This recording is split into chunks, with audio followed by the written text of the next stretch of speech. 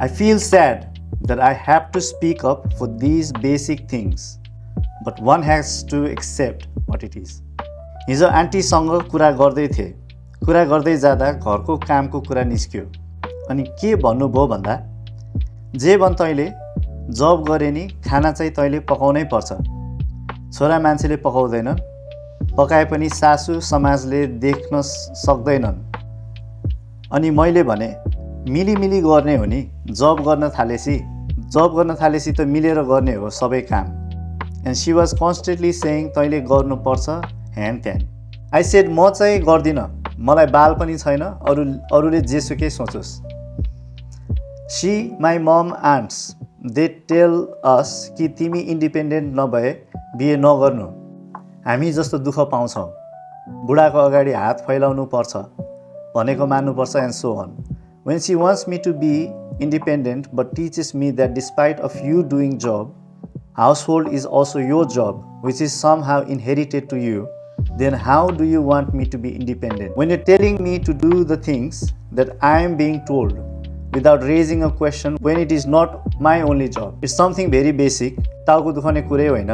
Why is she telling me to do the household and she is teaching me to do it all alone? And here she is represents Nepalese woman भनेर भनिरहेको छ उसले चाहिँ। मान्छे space पुग्यो। हिजो अस्ति हामी यहाँ भात पकाउने तिम्रो जिम्मा हो कि यस्तै कुरामा सिकेर अल्झेर बसिरहेर कहिले अगाडि बढ्ने? हामी कहिले स्टक इन्भेस्टमेन्टको कुरा गर्ने? हामी कहिले न्यू प्रडक्ट लन्चको कुरा निकाल्ने? कहिले स्पेसमा पुग्ने? एन्ड लिटरली वुमनहरूलाई कन्डिसनिङ गरेको छ नि, उनीहरू आफै नै प्याट्रिआर्कीलाई कन्टिन्यू गराउँछन् without even realising it. They feel they are the victim of patriarchy and they know how painful it is, and they are teaching others to go through the same path despite knowing how that path feels like. Painful path छ भने त हिम्मत दिने हो नि बढ्न, आफूलाई choose गर्न, प्रायोरिटी राख्न, प्याट्रिआर्कीलाई क्वेसन गर्न, तर they are the one who teaches us to continue the system. छोरी भएर मलाई त्यही लाग्छ, हाम्रो समाज यस्तो सानो झिङ्गा मसिनो कुरामा अटेन्सन एनर्जी फोकस दिन्छ त नयाँ प्रोडक्टिभिटी कहाँबाट आओस् त भनेर उसले चाहिँ उसको चाहिँ अब एउटा ऱ्यान्ड छ। सही कुरा लेखाले हुन्छ हैन।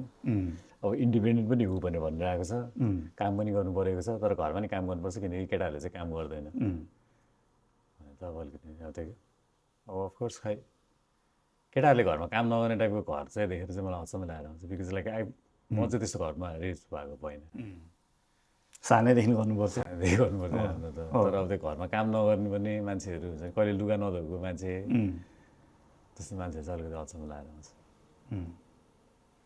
तर गाह्रो कुरा हो नि होइन, बच्चामा कहिले नगरेर चिज अकस्मात लाइफमा गर्नु पर्दाखेरि त त्यो चिज अति गाह्रो भयो नि त। तर उसको पोइन्ट भ्यालिडै हो होइन। अब स्पेसली वुमन भएर त्यही भएर नि भन्छ कि आइमाईको सत्र आइमाई हुन्छ भन्छ नि होइन, किनभने आफूले त्यो प्रिज गरिरहेछ भने त त्यो प्र्याक्टिस पनि गर्नु दिनु पऱ्यो नि त होइन। अब स्ट्रङ इन्डिपेन्डेन्ट वुमन पनि हुन बनाउनु परेको छ, तर सिकाउँछ चाहिँ त्यस्तै होइन, सपोर्ट गरे भइहाल्यो नि होइन।